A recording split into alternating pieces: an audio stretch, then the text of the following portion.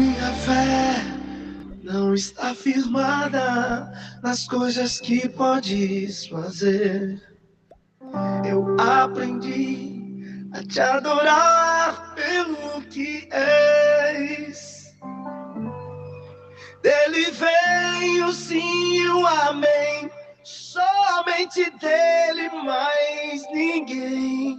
A Deus seja o louvor. Senhores e senhoras, eu sou Daniel Nonato. Obrigado a você que nos segue nas redes sociais, no YouTube, @denonato. Obrigado a você.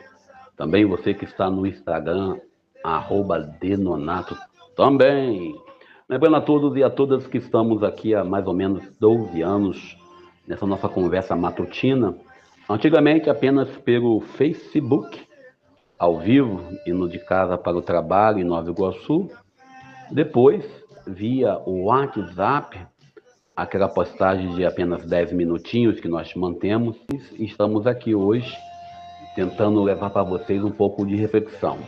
O nosso método é o método, Vejo, e Agir, e a gente também usa o método de olhar para a realidade e olhar para o Evangelho. Então, você que às vezes vai ouvir nossa conversa aqui, vai, poxa, está escrito que está falando do Evangelho, mas está falando de outras coisas.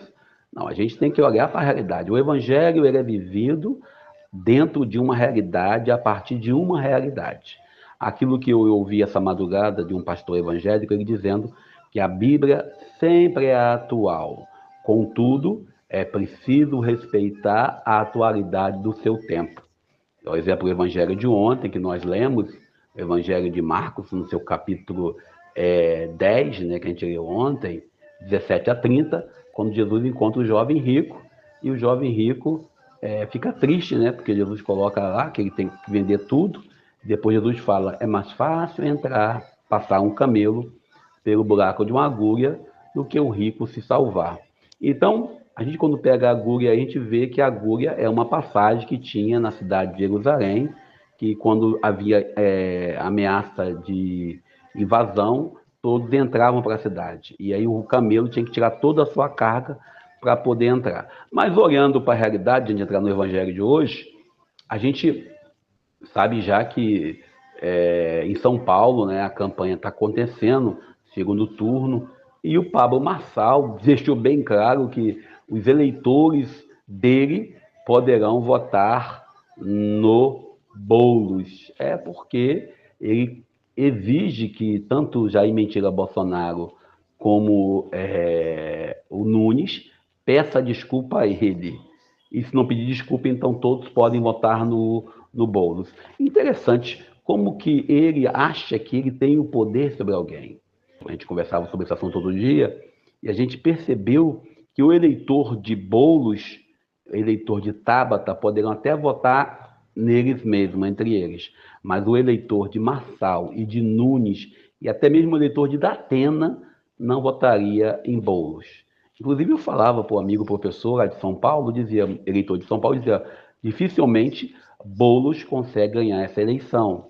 Por quê? A direita ela é totalmente revanchista. A esquerda consegue compor com o centrão, compor com todos aqueles que estão no governo. Mas a direita, sobretudo a população que vota à direita, tem uma visão muito assim, vamos dizer assim, limitada da realidade. Eles são incapazes de escolher aqueles que estão fora da sua bolha, enquanto a esquerda consegue. Por exemplo, nessa eleição em Japeri, eu consegui trabalhar com um candidato de centro, quando a esquerda devia estar com a senhora Fernanda Ontiveros, ou seja, eu consegui trabalhar, mesmo sendo de esquerda, eu trabalhei com um candidato de centro.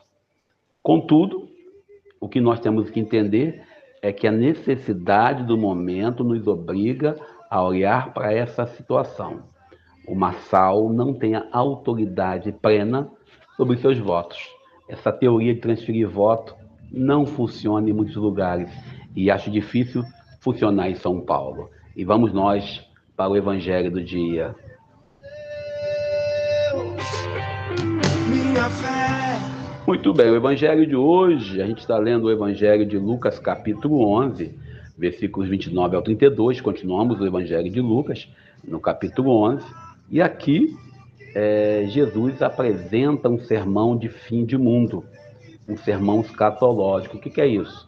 Ele fala, né, que o fim está chegando e que aqueles que tiveram a chance de conversão em Nínive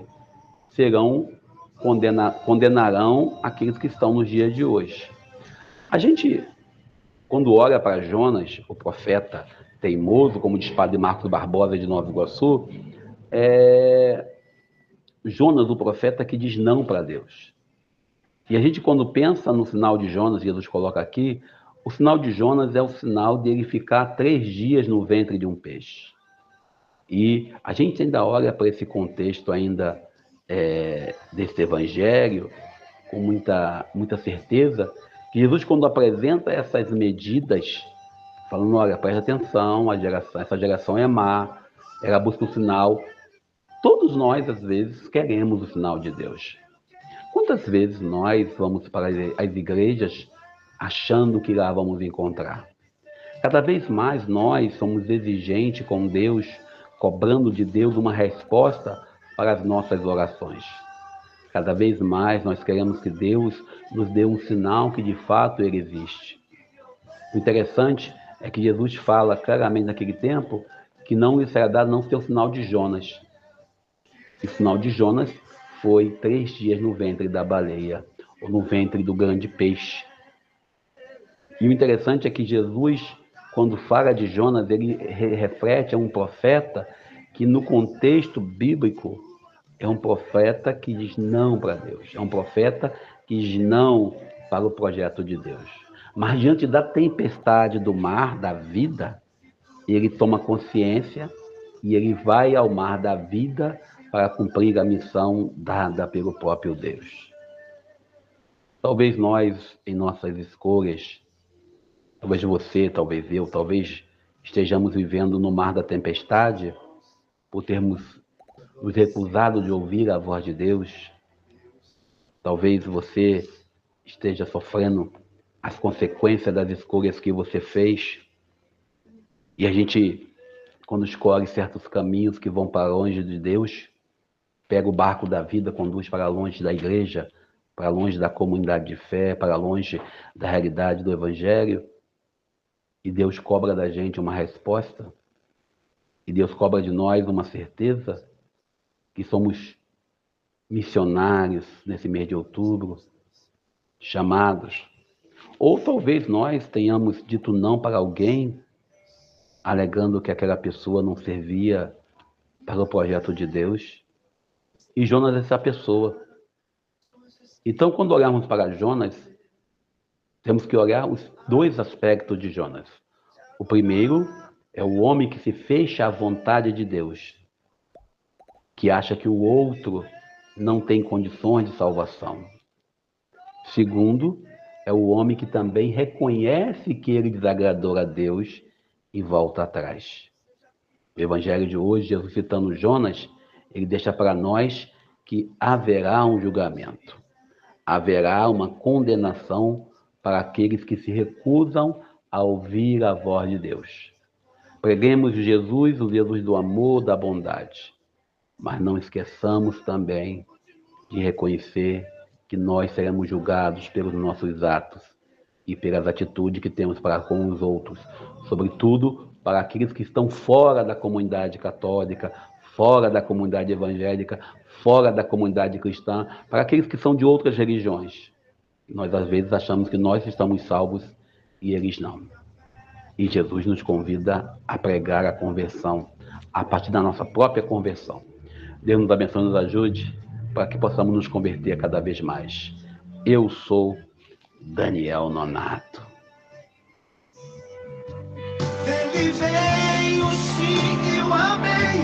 Somente dele, mais ninguém. A Deus seja o